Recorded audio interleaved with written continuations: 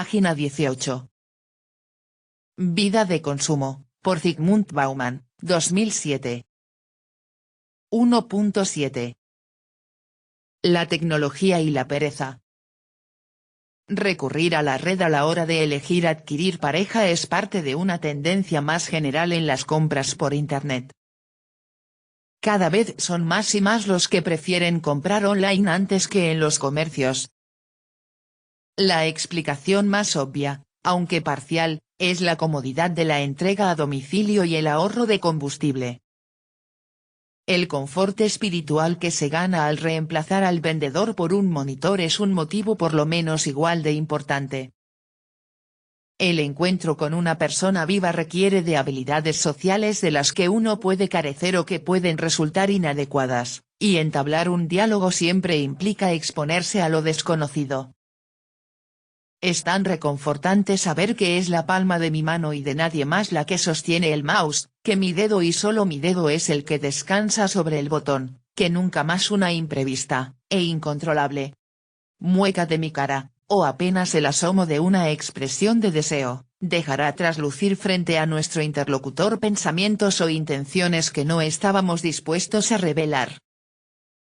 En Sociologie der Sinne, Sociología de los Sentidos, Georg Simmel señala que al mirar a otra persona, de una u otra manera develamos nuestro propio ser.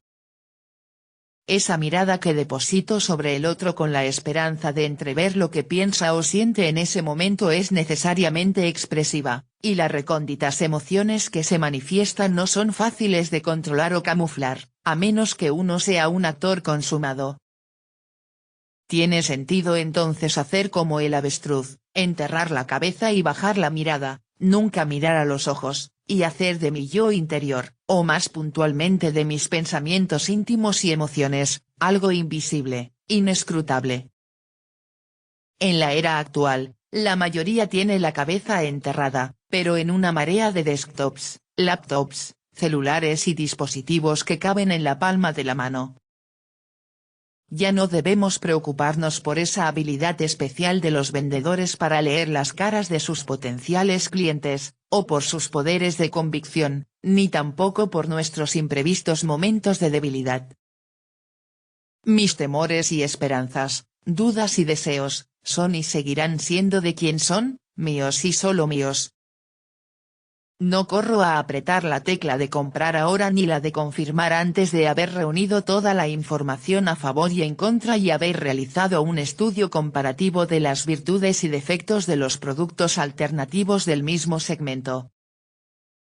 Siempre y cuando se tomen dichas precauciones, la hora de la verdad, del veredicto, el momento sin retorno a partir del cual no hay vuelta atrás ni volver a empezar, ese instante se queda donde está, al alcance de la mano, o para ser más precisos, ya que se trata de un teclado, al alcance de los dedos.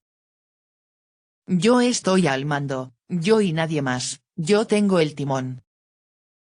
Me siento protegido de los ardides y subterfugios de los otros, desconocidos e incognoscibles, pero también y sobre todo protegido de mí mismo, de que se me escape una decisión, de actuar en el calor del momento y luego arrepentirme. Si esto se aplica a la adquisición de un automóvil, una podadora, un centro musical, una laptop o un viaje, ¿por qué no habría de aplicarse a la adquisición de una pareja? Finalmente, en un mundo de tentadoras novedades que pasan una detrás de la otra vertiginosamente, en un mundo de permanentes reinicios, viajar con ilusión es mucho más seguro y atractivo que la perspectiva de llegar. El goce está en la gratificación de comprar, mientras que la adquisición en sí, que carga con la sospecha de los posibles incordios o efectos secundarios que pueda acarrear, solo preanuncia frustración, tristeza y arrepentimiento. Como los comercios electrónicos están abiertos las 24 horas, uno puede extender a voluntad el tiempo de la gratificación sin contaminarlo con la preocupación de frustraciones por venir. Ya no es necesario planear con anticipación las escapadas de compras. Es posible repartirlas en una infinidad de momentos de gozosa excitación, intercalarlas pródigamente entre los otros propósitos de la vida, llevando luz y color incluso a los sitios más oscuros y vacíos. El inconveniente, claro, es que la búsqueda de pareja no encaja bien en el esquema de comprar y vender, y menos aún la búsqueda de un compañero de vida, para toda la vida. La ayuda que puede proporcionar Internet en la perpetua guerra preventiva contra los riesgos y angustias que colman las vidas de los electores de una sociedad de electores siempre será limitada y hasta cierto punto. Puede aplacar un poco la ansiedad de quien busca mientras dure esa búsqueda, pero no trasciende el momento de consumación al que se espera que ese viaje de descubrimiento nos conduzca y del que deriva su encanto e interés. Al igual que el fetichismo de la mercancía que asolaba a la sociedad de productores, el fetichismo de la subjetividad propio de la sociedad de consumidores también está basado en una ilusión. La capacidad productiva no podía separarse de ellos, ya que era su poder inalienable. El costo invisible, aunque pesado e ineluctable, de la transacción de comprar y vender trabajo era, por lo tanto, el vínculo complejo, multifacético y sobre todo recíproco que une a compradores y vendedores mientras dura el proceso de producción al que la mano de obra comprada justamente debía servir. Ese vínculo daba por descontado que habría choques de intereses, soterrados antagonismos o enemistades abiertas, fuego cruzado, escaramuzas diarias y largas batallas por el reconocimiento. Es más o menos lo mismo que sucede con la compra de fuerza de placer, por honesta y exhaustiva que sea la lista de cualidades que proporciona la agencia de citas en Internet, las maravillosas cualidades, fuentes de goce infinito, que los cibernautas buscan en sus potenciales candidatos y que guían su búsqueda no pueden separarse de las personas que poseen esas cualidades, del mismo modo en que la fuerza de trabajo es inalienable de los productores que la poseen. A diferencia de la ficción electrónica hecha con retazos de atributos preseleccionados, la persona real está dotada tanto de lengua para hablar como de oído para escuchar, aspira a que el compañero elegido la mire a los ojos y también ofrece su propia mirada al escrutinio de su compañero, tiene sentimientos que están a la espera de que los despierten así como la capacidad de despertar las emociones del otro, y una biografía repleta de sí misma que ha dado forma a su carácter, a sus expectativas y a su idea de la felicidad, nada más alejado del pasivo, dócil, sumiso y maleable sujeto cartesiano. La maldición de la actoría recíproca, esa mezcla espuria de autor y actor, imposible de purificar debido a la irreducible potencia autoral de todos los actores y a la incapacidad casi absoluta de realizar puras reiteraciones de movimientos preestablecidos, deja al descubierto la ilusión de la pura subjetividad. No hay precauciones que alcancen para limpiar las relaciones de esa maldición. Seguirá acechando a pesar de todos los intentos que se hagan para erradicarla, por ingeniosos y dedicados que sean, y duren lo que duren. La soberanía del consumidor que nos promete la sociedad de consumidores puede extenderse, pero no ilimitadamente. Existen límites que no solo no pueden ser traspasados, sino que se fortalecen con cada encuentro humano, a pesar de, o gracias a, las enormes presiones que se ejercen sobre ellos para hacerlos desaparecer. Al igual que el fetichismo de la mercancía, el fetichismo de la subjetividad también está basado en una mentira, y por las mismas razones, por más que esas dos variantes del fetichismo concentren el encubrimiento en caras opuestas de la dialéctica sujeto-objeto intrínseca a la condición humana. Ambas variantes tropiezan y caen frente al mismo obstáculo, la obstinación del sujeto humano, que resiste valerosamente los embates constantes de la cosificación. En la sociedad de consumidores, la dualidad sujeto-objeto suele quedar subsumida en la de consumidor y mercancía. En las relaciones humanas, por lo tanto, la soberanía del sujeto es reconfigurada y presentada como soberanía del consumidor, mientras que la resistencia del objeto, resultado de su rudimentaria, incompleta y reprimida experiencia soberana, se presenta ante nuestros sentidos como la prueba de un producto fallido, inútil o defectuoso, como prueba, en definitiva, de nuestra mala elección de consumo. El consumismo que impulsa el mercado tiene una receta para sortear ese tipo de inconvenientes: cambiar el producto fallado o simplemente imperfecto, y en definitiva no del todo satisfactorio, por uno nuevo y mejorado. Esta receta reproduce una estratagema a la que los consumidores avezados recurren automáticamente y sin pensarlo, un hábito, aprendido e interiorizado. Después de todo, en el mercado de la oferta y la demanda, la necesidad de reemplazar lo anticuado, lo que nos satisface o simplemente no queremos más, ya está prevista en el diseño de los productos en cuestión y en las campañas publicitarias, pensadas para crecientes volúmenes de ventas. La corta vida útil de un producto forma parte de la estrategia de marketing y del cálculo de ganancias, y suele estar predeterminada, prescrita y asimilada en las prácticas de los consumidores, que propugnan la apoteosis de lo nuevo, lo de hoy, y la denostación de lo viejo, lo de ayer. Una de las principales maneras en que los consumidores lidian con el desafecto es deshaciéndose de los objetos que causan desafección. La sociedad de consumidores desvaloriza la durabilidad, equiparando lo viejo con lo anticuado, lo inútil y condenado a la basura. El fetichismo de la subjetividad se mantiene vivo y sigue siendo creíble, a pesar de la interminable serie de desengaños que produce, gracias a la alta tasa de residuos que genera y al acortamiento del lapso entre el surgimiento del deseo y su desaparición.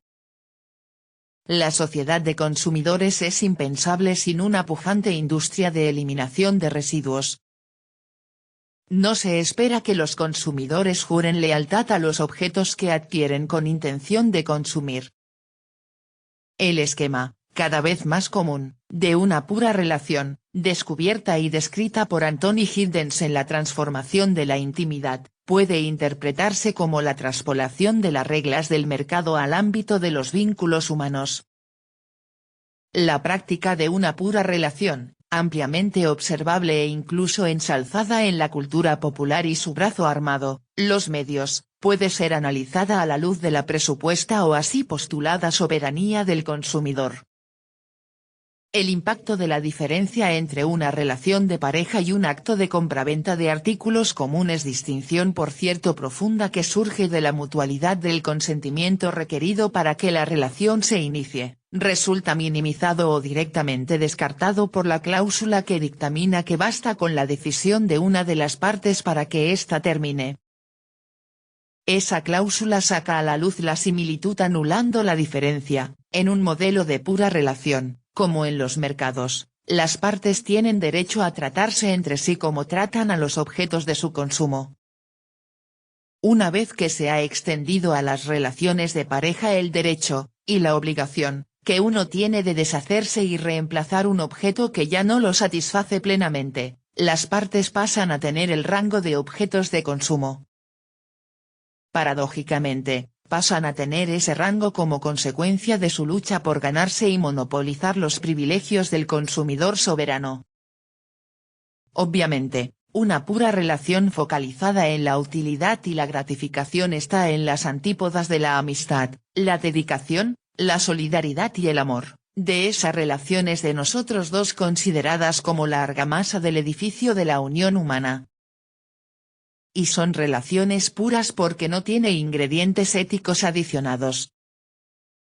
Una pura relación es atractiva porque deslegitima preguntas como, citando a Ivan Klima, ¿dónde está el límite entre el derecho a la felicidad personal y a un nuevo amor, por un lado, y al desenfreno hedonista que destrozaría a la familia y a los hijos, por el otro? 18. En definitiva, el atractivo está en haber declarado que las relaciones humanas se pueden atar y desatar porque son actos moralmente adiafóricos, neutros, indiferentes. Como consecuencia, los actores resultan exonerados de toda responsabilidad sobre el otro, esa responsabilidad incondicional que el amor, en las buenas y en las malas, promete y se compromete a construir y preservar. La creación de una buena relación, mutua y duradera, en franca oposición con la búsqueda de gratificación a través de objetos de consumo, demanda un esfuerzo enorme, situación que la pura relación rechaza de plano, en nombre de otros valores entre los cuales no figura ni remotamente ninguna responsabilidad ética hacia el otro. En franca oposición al mero deseo de gratificación, el amor debe ser comparado, según Clima, con la creación de una obra de arte, punto. Eso también exige imaginación, total concentración, la combinación de todos los aspectos de la personalidad humana, abnegación por parte del artista, y absoluta libertad. Pero por sobre todo, como con la creación artística, el amor exige acción, vale decir, actividades y comportamientos no rutinarios, así como atención permanente a la naturaleza intrínseca del compañero, un esfuerzo por comprender su individualidad, y respeto. Y finalmente tolerancia, se necesita tolerancia, conciencia de que uno no debe imponer su propia visión o ideales en su compañero o compañera, ni interponerse en el camino de su felicidad. El amor, podríamos decir, se abstiene de prometer un fácil tránsito a la felicidad y el sentido de la vida. Una pura relación inspirada en prácticas consumistas promete que ese pasaje será fácil y directo, dejando la felicidad y el sentido en manos del destino o de la suerte, como si se tratase más de una lotería que de un acto de creación, hecho con dedicación y esfuerzo. En estos días ha aparecido un notable estudio de las muchas caras del consumismo, editado por John Breuer y Frank Tretman. 19. En la introducción, ambos editores extraen la siguiente conclusión de la exhaustiva investigación de los enfoques con los que hasta el momento se ha abordado este fenómeno. Comenzamos este capítulo comentando la notable riqueza y diversidad del consumo moderno y la dificultad de dar lugar a tal variedad dentro de un mismo marco interpretativo. Punto. No hay un único relato del consumo, ni una tipología única del consumidor, ni una versión monolítica de la cultura consumista que alcance para explicarlo. Y cuando luchamos con la desalentadora tarea de componer una visión cohesiva de los consumidores y sus estrategias de vida, nos aconsejan que reconozcamos que los mercados están necesariamente insertos en matrices políticas y culturales muy complejas, que dan a los actos de consumo su resonancia específica y trascendencia. Solo entonces seremos capaces de hacer justicia al consumo moderno en todo su brillo y esplendor. ¿Cuánta razón tienen? A continuación, ofrezco un ejemplo más que ilustra esa tesis, otro aporte a la incontable lista de perspectivas cognitivas desde las cuales se ha abordado y escrutado el fenómeno del consumo moderno. Un intento no menos, esperemos que tampoco más, parcial que cualquier otro, y destinado a completar, ya que no a rebatir y menos aún a reemplazar. En este libro intento proponer tres tipos ideales, de consumismo, de sociedad de consumidores y de cultura consumista. Acerca de los fundamentos metodológicos y de las implicaciones cognitivas de los tipos ideales, véase el capítulo 1, pero es necesario insistir en que aquí los tipos ideales no son instantáneas o impresiones de la realidad social, sino intentos de construir, a partir de sus elementos esenciales y su configuración, una tipología que vuelva inteligible la caótica y dispersa evidencia que recoge la experiencia. Los tipos ideales no son descripciones de la realidad social, sino herramientas para su análisis y, con suerte, para su comprensión. Su propósito es dar sentido a nuestra imagen de la sociedad en que vivimos. En ese sentido, los tipos postulan que en el mundo social empírico existe mucha más homogeneidad, consistencia y lógica que lo que nuestras experiencias diarias nos dejan entrever. Sus raíces remiten a los usos y costumbres humanos más rutinarios, pero para lograr una visión más clara de dichas prácticas, de sus causas y razones, se necesita una distancia que permita abarcar el conjunto, que permita que las costumbres humanas resulten más comprensibles a los ojos de los analistas, revelando también a los propios actores, de ser posible, las causas y los motivos de sus acciones. Estoy plenamente consciente del embrollo, complejidad, multilateralidad, heterogeneidad, de la realidad que nuestra experiencia común nos presenta. Pero también estoy consciente de que los modelos adecuados en el plano del significado, como diría Max Weber, son indispensables para la comprensión y para toda conciencia de las similitudes y diferencias, conexiones y discontinuidades que se esconden detrás de la confusa variedad de la experiencia. Los tipos ideales que aquí propongo tienen valor instrumental y deben servir para pensar con ellos y para ver con ellos. Con la misma idea en mente, propongo algunos conceptos que espero puedan ayudar a captar los fenómenos y procesos nuevos o emergentes que vienen a borrar redes conceptuales más antiguas, como el tiempo puntillista, la transformación del consumidor en objeto de consumo o el fetichismo de la subjetividad. Y finalmente, intento registrar las repercusiones del modelo consumista de interacción y evaluación sobre varios aspectos del escenario social aparentemente inconexos, como la política y la democracia, las divisiones sociales y la estratificación, las comunidades y sociedades, la construcción identitaria, la producción y el uso del conocimiento, o la preferencia por diferentes sistemas de valores. La invasión, conquista y colonización de la red de relaciones humanas por parte de visiones de mundo y patrones de comportamiento a la medida de los mercados, y el origen del resentimiento, el disenso y la ocasional resistencia frente a las fuerzas de ocupación, así como la cuestión de los límites, si existen, que el ocupante no puede franquear, son los temas principales de este libro. Las normas sociales y la cultura de la vida contemporánea son puestas bajo la lupa una vez más, y reinterpretadas a la luz de estos temas. Inevitablemente, la historia que pretendemos contar aquí será incompleta o más bien tendrá un final abierto, como ocurre con todos los informes que llegan desde el frente de batalla. Página 24.